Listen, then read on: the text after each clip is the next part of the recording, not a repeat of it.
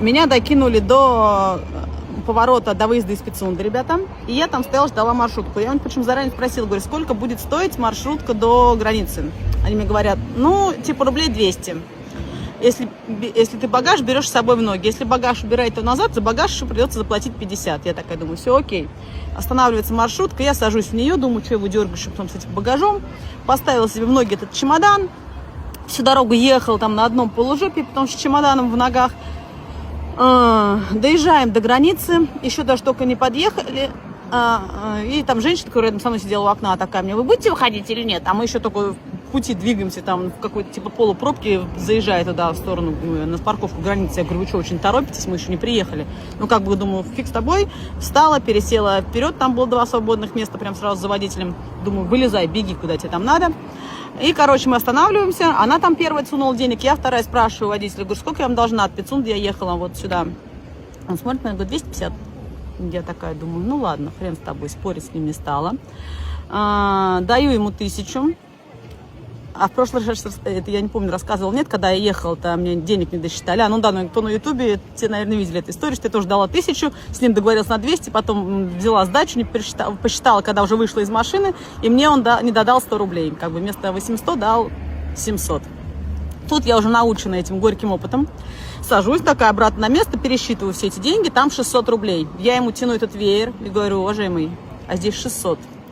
Он такой смотрит, я ему прям протягиваю, ну, типа, проверь, если что не так. Я говорю, как бы 1050 дала. Он такой, раз у меня еще 100 забирает из этой кучи, я на это все смотрю, говорю, и что?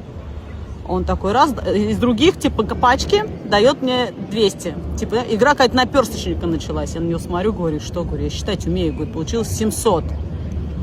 Он мне раз достает еще типа 100 дает, я их беру, он такой, еще? Просто с таким ебалом, я просто думала, блядь, сука, ты петушара гребаная, блин, ты вообще, я у тебя что-то лишнее прошу, отдай мне просто мою сдачу, все, стоит вся маршрутка, ждет, ты здесь устроил этот цирк, блин. Короче, забираю эту свою сотку, говорю, нет, ваших мне не надо, говорю, а мою просто отдайте мне, и все, как бы я пошла, блядь, счастливо оставаться. И как бы там эти бабки какие-то лезут, я понимаю, что их он тоже там всех так же наеб, потому что они все торопятся, всем же надо быстрее выйти, они все думают, у нас народ такой зашуганный, что я кого-то задерживаю, всем куда-то надо. Я хотела крикнуть на всю маршрутку, типа, это самые люди, будьте бдительны, тут водитель ни хера считать не умеет, вот такая ситуация. Но думаю, бля, это сейчас будет просто война на границе. Мне потом, как бы здесь еще какие-то проблемы, нахрен надо расхлебывать, не дай бог, там не 1 год, как в Индии.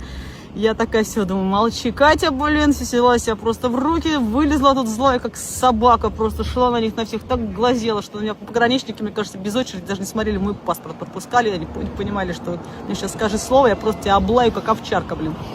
И, короче, ушла я оттуда. Бешеная, просто как, я не знаю, как дрянь последняя. Все, перешла границу, выхожу, тут уже все нормально. Садишься в автобус, там тебе в этом в Адлере или на границе уже стоит цена, сколько ты должна заплатить, 60 рублей, без всяких вот этих неизведанных сюрпризов, потом каких-то непонятных, что ты доезжаешь, думаешь, рассчитываешь на одну сумму, а тебе почему-то говорят другую. Вообще непонятно почему, либо просто вот это за сдача история. В общем, короче, абхазы это просто, это такие черти, блин. Меня все предупреждали. Да, спасибо вам. Я должна была поехать, убедиться. Это как бы, чтобы понимать, что да, реально. Я говорю, была там давно, я помнила все это, примерно так и было тогда же. Потом, ну мало ли, там прошло 5 лет, вдруг они там что-то поменялись в лучшую сторону. Нет, нифига они никуда не поменялись. Вот эта история со столовкой, это все, кто видел предыдущее видео, я там рассказывал, когда она просто, блин, да пошли вы отсюда, блядь, если ты жрать не хочешь у меня. Ну, чтобы тебя вообще никто не кормил нигде.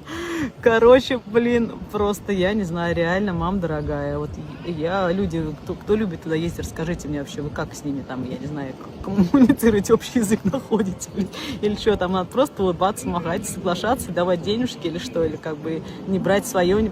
Короче, для меня это вообще как маразм, темный лес, блядь. Я не могу так. И это реально хуже индусов, клянусь. Это, я думаю, не бывает.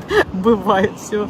Я беру свои слова обратно. Индусы хоть и наебщики, но такие типа миленькие, блин, дружелюбненькие. Ну такие, слегка, конечно, бывают диковатые. Но эти это просто, бля, вообще демоны какие, черти, блядь. Просто он такой, он твое тебе отдает, как будто ты от него требуешь что-то его, блин, и еще с наездом требуешь, а он тебе с такой же наездом выдает. Ну, типа, на, блин, то есть 100 рублей. Еще, блин, ты че, блин, охренела? Приехал на маршрутке и хочешь еще, типа, блин, чтобы я тебе сдачу правильно дал. Да пошла ты вообще отсюда, блин, в свою Россию.